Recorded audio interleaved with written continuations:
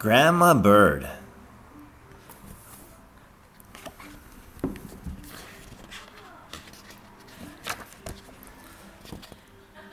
Grandma Bird by Benji Davis.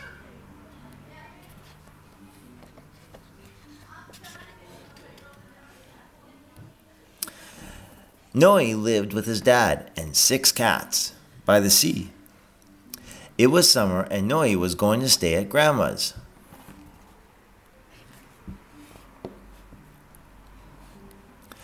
It was a long way to Grandma's house. She lived by herself on a tiny rock where the wind cut in and the grass grew sideways. The only visitors were the birds who blew in and out on the breeze.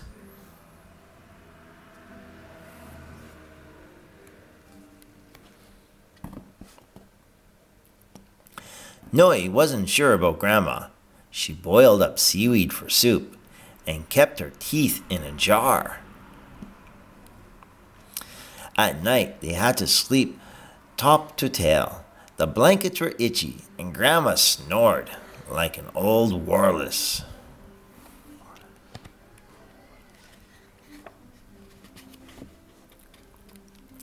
During the day, Grandma always seemed too busy with one thing or another, and she never had time to play.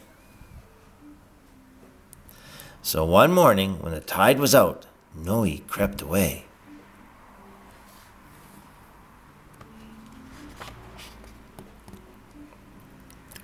He hopped from rock to rock and pattered over wet sand.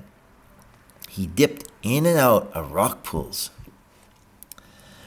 Then he spotted something shimmering across the sand.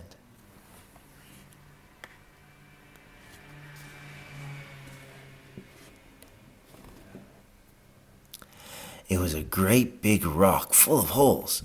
Noe weaved in and out and skipped around its edges. It was a castle, a tall ship, a smuggler's den. It was barnacle black of an ancient whale. Outside, the sky swirled black and gray. A storm was brewing.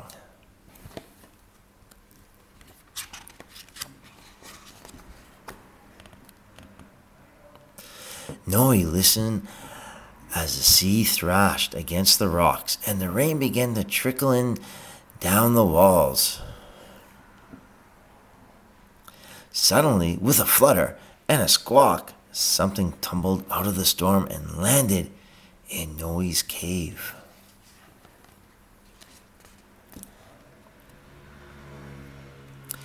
It was a little bird, and it didn't look well. The tiny bird shivered in Noe's hands. He knew he must do something, and quickly. Maybe Grandma would know what to do.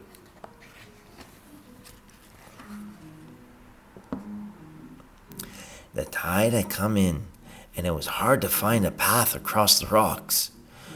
Noe hopped, jumped, and leapt with all his might. But the storm blew him left and right. Noe wondered how he would ever make it back to Grandma's. When suddenly a sail came cutting across the sea.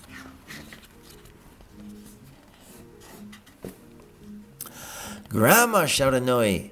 "I've got you," cried Grandma as she scooped them aboard. "Thank goodness I found you," she said. Grandma had started searching for Noe as soon as she heard the storm.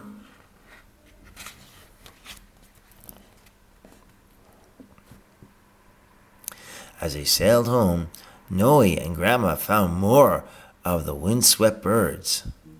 "They must have been on a long journey together," said Grandma. The house was soon full of chatter and ruffle of drying wings.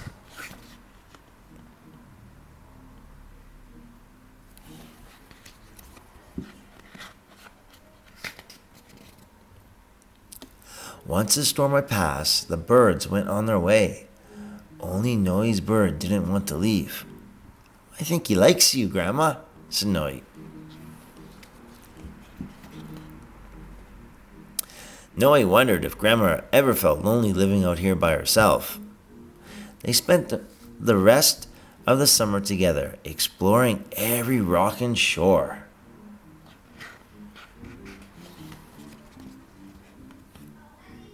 and Grandma's birds came too.